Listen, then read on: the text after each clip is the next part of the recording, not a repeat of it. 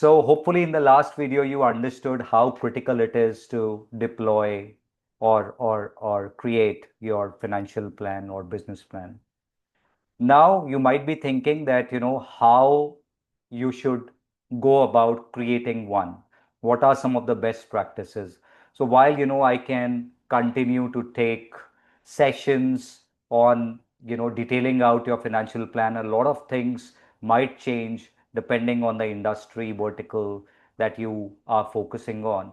But having said that, I have given a very basic framework which should be able to help you create your financial plan.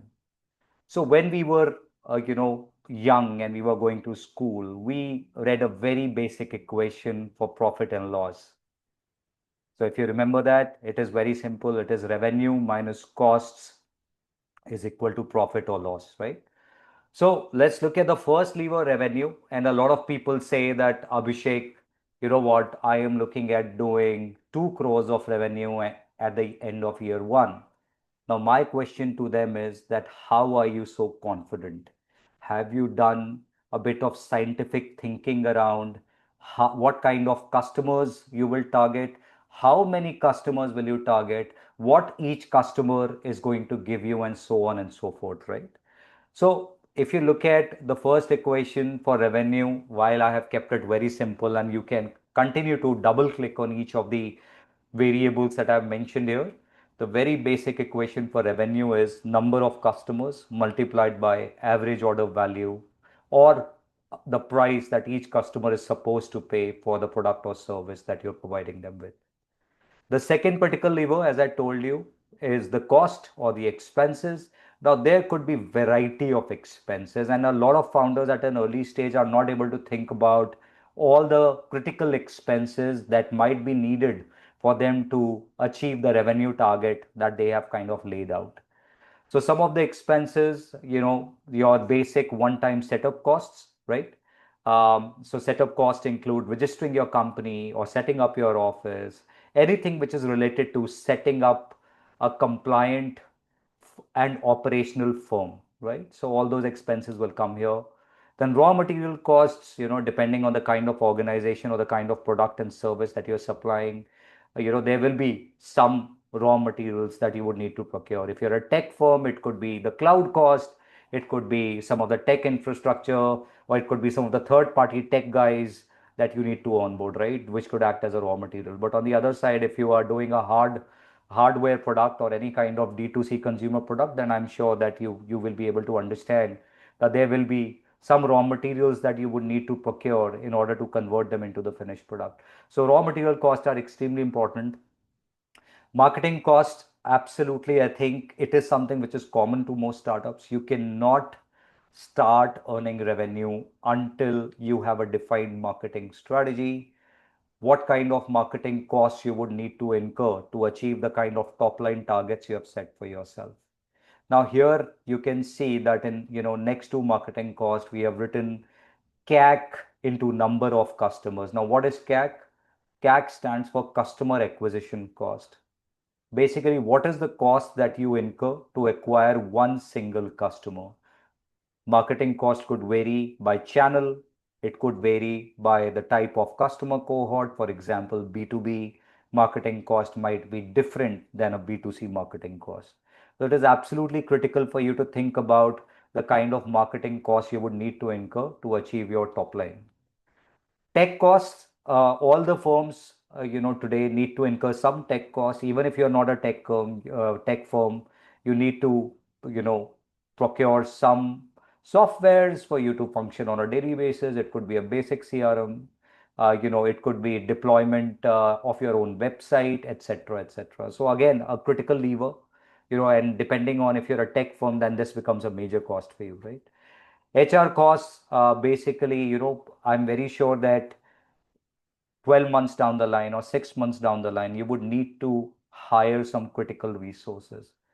Who are those resources? At what cost such resources are available in the market? It is absolutely important for you to identify the critical positions and look at the market budgets for hiring and build them into your business plan or financial plan. Logistics costs, again, depending on the sector that you are in, you might be incurring certain costs when you are supplying your product to the end consumer or when you're procuring your raw materials from your suppliers. So, depending on certain sectors, this cost becomes absolutely critical. For example, this is an absolutely critical cost for any e-commerce player today, as they incur significant amount of cost when they ship any product that is ordered on their platform to their end customer. Office admin costs, again, I think this is something, if you have picked up an office or a warehouse or any kind of administrative expenses, electricity, etc., on a monthly basis, that needs to be baked into your financial model. And then there could be other costs as well, such as your capital expenditure, in case you need to acquire any plant and machinery, in case you are acquiring laptops for your team, in case you are acquiring a factory, which where you are kind of buying the factory. In case it is on lease, it will come under your office admin cost, under your operational expenses. But if you're buying a land or buying a factory or buying any kind of hardware for long-term usage, which will depreciate over the years to come, that will come under your capital expenditure. And then there could be some other costs depending on the sectors that you are in. So the critical aspect is that you need to think about all kinds of revenue streams when it comes to your business model. And you need to kind of put on paper all kinds of wild costs that come to your head. Identify which cost heads are critical for you to incur, in the next few months, and build them as per the timestamps so that you get an adequate idea about the kind of budgets and the cash flows you would require. And of course, last but not the least, I think revenue minus expenses gives you net profit or net loss.